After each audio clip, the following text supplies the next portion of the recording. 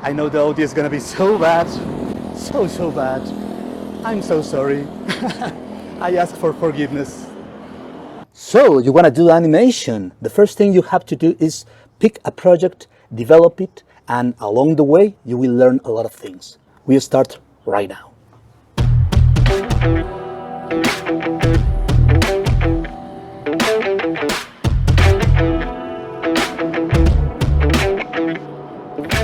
One of the very first questions that everybody asks is, how do I start?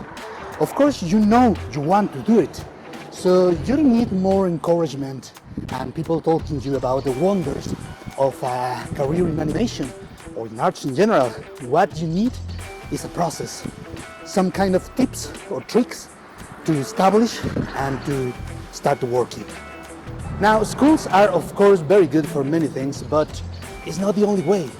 Maybe it's not even your style or your way of learning. Based on my experience, I think that what you need to do is to just try to do something specific. I'm not talking about being a great animator or do something with your life or gain success, because that is way too general. What you need to do is just to say, okay, I want to do a portrait for my character, something like that. When I was 14, a friend teaching me how to play Dungeons and Dragons. Role-playing games were my objective. Tabletop RPGs gives you an opportunity to explore your own ideas and to build and assemble your worlds. By definition, they are pretty fun to do and to share with the people. One of the things I really love of them is that you learn all kinds of skills, because you have to learn social skills in order to talk to your friends. Actually, to get friends, you need to learn a lot of things.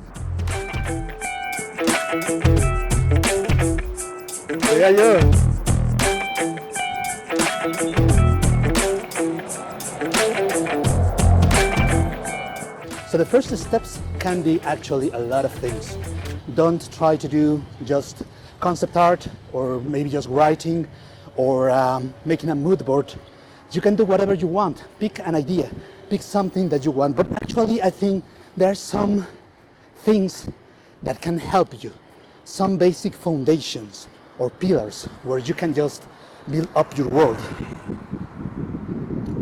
One of the things is that when we are looking for a theme, we tend to like the kind of ideas that are new to us. So that means that they are different from the place we know, from the place we live. And that's actually quite cool. But also it can be quite hard for you because you do not know the place. If I assemble a story that is developed in Germany in the 1920s, well, I will have to do a lot of research. Second thing you need to do is to pick a system. If you are playing a game, you need some rules. And this is going to be easy because we are going to start a Dungeons and Dragons campaign. Today we have 5th edition, so it's not the best system for my taste. It's not the best game, but it's simple.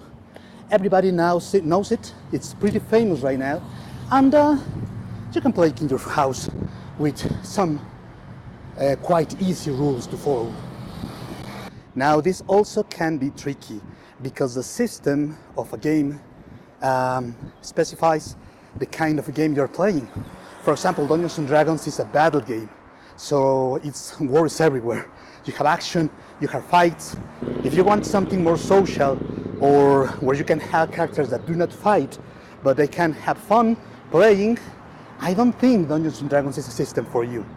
Many people say that you can do whatever you want with your system, that you can change things and everything, but in my experience, that's so not true. If I'm sitting in a table where my dungeon master is going to put Dungeons and Dragons and we do not have a fight that day, it's like, okay, that's good. No worries, the story is developing and stuff. But if that happens in the 2nd, 3rd, 4th session, man, I have been thinking on my powers. I have been building my character to be an awesome fighter, a really cool wizard, all kind of stuff, casting spells, fighting all together the enemies. And then you tell me that I cannot fight? This is not the game I came for. But action games are like action movies, so they are easy to do. Let's start with that.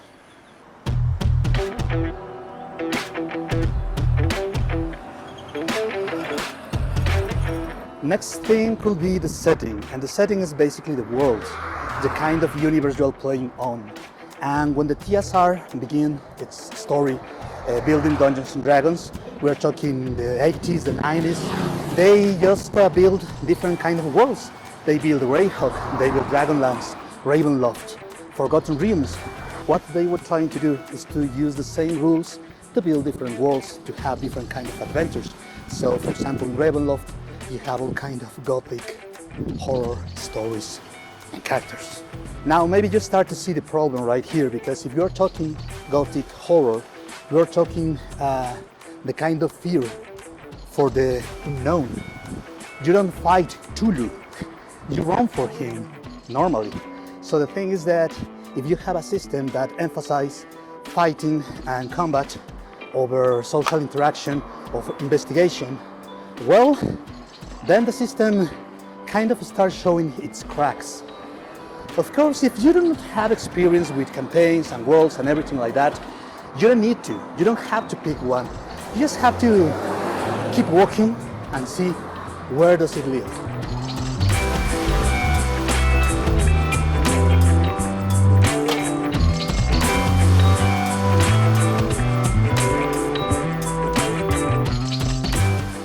We need a map. Now, one of the next things that you can do is to build your factions. So when you're building your factions, you're talking about political power, about who is who, about kingdoms and rivalries. With wars comes history. You're building the things that happen in your world, and you are putting dates together. And that way, the story of the known world begins. But one of the cool things that Lucas did with Star Wars is that they were talking about the Clone Wars, a huge war that changed the reality of the world, of the universe, but they didn't show it in the first chapters. Actually, I think it's a very bad idea to start big, because, well, you don't have room to breathe and you don't have somewhere to go. You have like the very big conflict at the beginning of the story, and then because of escalation you need to build a bigger conflict, and that can lead to a new empire.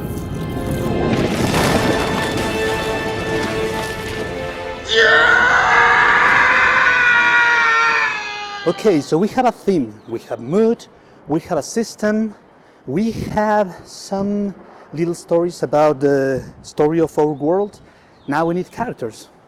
Developing ideas in an RPG world is not the same as doing a script for a short film or a film, but this is way more fun for me.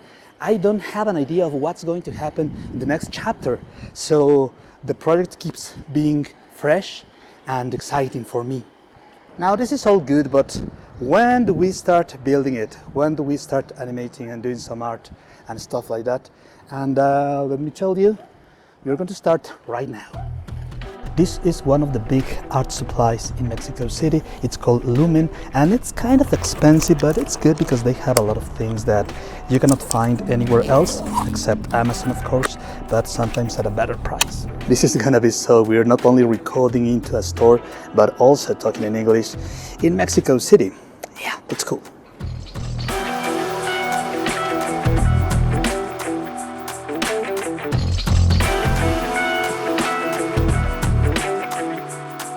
I want something that I can bring with myself all the time, so maybe something like this. They do have Harry Potter and Dragon Ball Z. They do not have a lot right now because I don't think people take notes anymore. So yeah, we don't have a lot of different options here. The pink ones looks cooler than these boring notebooks. Let's see our options.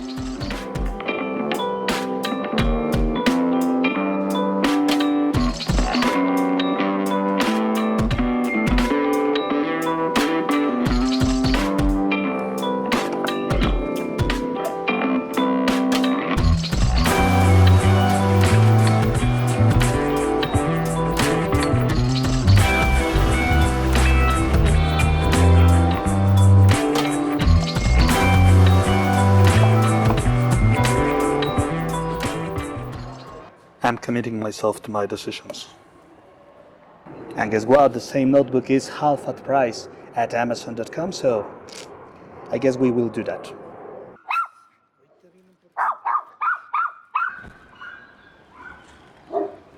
The idea behind a physical notebook instead of a cell phone, virtual note, or any kind of app is that when you have something that exists that you touch with your hands and you have to take a pen and write something on it, you compromise much better. The idea of this channel is to do practical art. What I mean is that what I like about games, about board games and stuff like that, is that you touch art, you touch the pieces, you touch the figures, and everything, it has some kind of real component on it. So that's it, I'm heading back to my studio and then I can show you exactly how I do it. But I think that's going to be in the next video. Now the idea of this first episode is not to show you lessons about animation and stuff like that. It's more to just start talking, actually in English, because as you can see, I'm not quite good in English and it's challenging to do it in this language. But I hope you find it amusing at least, and yeah, my mistakes are part of the fun of this channel. Now in the next episode, I'm gonna teach you how to use one of the very best softwares that you can learn to put all your ideas together. If you are interested, just subscribe, leave comments, and see you soon. Bye! So this is challenging, rollerblading, trying to think on important ideas and doing them in a different language. It's quite fun. I recommend it. 10 out of 10. Oh my god, it's gonna be hard.